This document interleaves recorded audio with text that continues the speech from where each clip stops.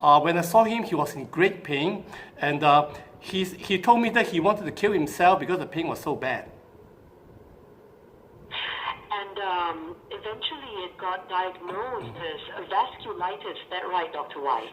Yeah, this is a very rare condition, so that I thought he had something perforated or have an abscess or something like that.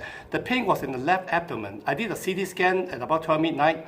We showed nothing perforated, nothing life-threatening, but part of the small intestine called the jejunum, that is the middle of the small intestine, was thickened. So I was wondering, why should someone have a thickened jejunum? The commonest cause would be infection, such as a bacteria or virus infection. But it's a bit unusual because his pain lasted for actually altogether 2 weeks. It is only on day 4 of the admission, when he had a rash at the leg, that I can make a diagnosis. I can understand the frustration as well from the parents as well as the patient. So when it comes to a rare condition like the one we just mentioned, vasculitis, it's a rare condition, and how frequent can these occur here in Singapore? I don't know how frequent. I remember seeing, this is the second case that I saw this year. Last year, I could not remember seeing any case like that. I spoke with Dr. Sheila Vasu, a friend of mine who sees a lot of vasculitis. She's an expert in this disease, and she told me she sees less than 10 cases a year. So even an expert will see less than 10 cases a year. Not to mention a gastroenterologist like me, we see much less. But the public have to understand the two ways to look at it. When we were a medical student, we were brought to see a patient with vasculitis. It will be someone already diagnosed with vasculitis. So that's easy. The tutor will say that, well, this young man or young lady had vasculitis, this is how the rash looked like. And then looking back is very easy. But now it's different.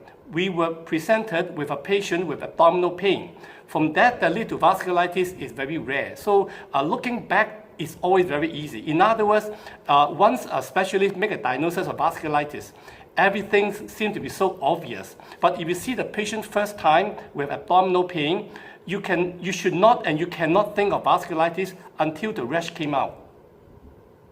Yeah, unfortunately, the steps had to be gone through in order for you and the other doctors to diagnose patient K with vasculitis. So it took some convincing for the parents for you to explain to them so that they wouldn't take this up with the other hospitals. But you had a lot of explaining to do, didn't you, with the parents, doctor? Yeah, first of all, if doctors don't defend doctors, I think nobody would. That's number one. Number two is when you think there's no fault, it is a job of every doctor or every professional to defend the profession. So the parents were very upset that why are the patient discharged without resolution of the problem, and why is the diagnosis not made by two different hospitals? So I told them that looking back, I couldn't make up the diagnosis until the rash came out. So if the patient came to see me first on day 1, I would have made the same misdiagnosis. Nobody could diagnose vasculitis. So the public must understand that a lot of time, the first 1 or 2 days of problem, we may not be able to make a correct diagnosis. But the time goes on, the diagnosis usually will become easier and easier. So I always tell the patients that the first 1 or 2 doctors that see the patient are often incorrect. The last doctor that see the patient often correct. Yeah, the problem is this as well. We're part of the now generation. We want answers immediately. So it's become more difficult with no thanks to the internet. We expect when we key in some symptoms, we'll get to know what exactly is wrong with us. And we expect all doctors to have all the diagnosis just like that, at the tip of their fingertips. So that makes your job a whole lot more difficult because obviously if you spend more money on tests, it means that you want quicker answers a lot faster, yeah?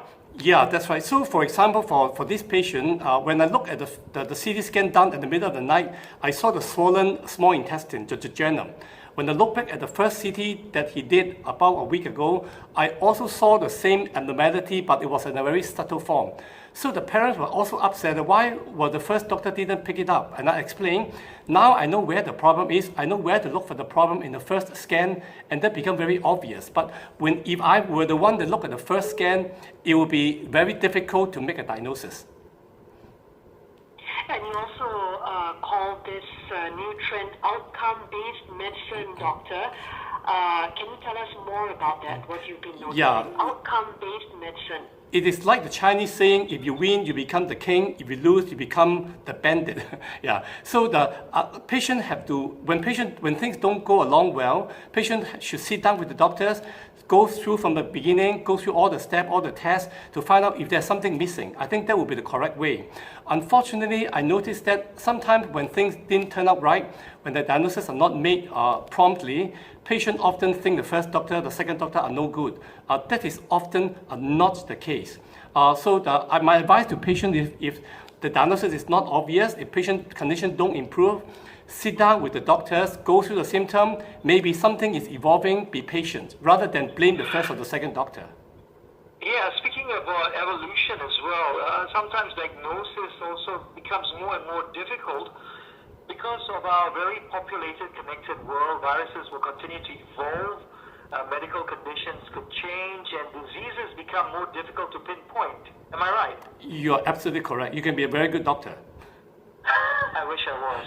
I like that whole ring to a Dr. Lance Alexander, paging Dr. Alexander. MD. To emergency. Okay, go on. Yeah, so because it becomes more and more difficult, your position is actually quite stressful. Because Yeah. people want answers immediately. Yeah, I think number one rule is we have to gain patients' trust. To gain patients' trust, we have to do the things right. We also have to show compassion. We have to make patients feel that we care for them. And for the patient part, do trust the doctor that you have chosen. Sometimes it is not the doctor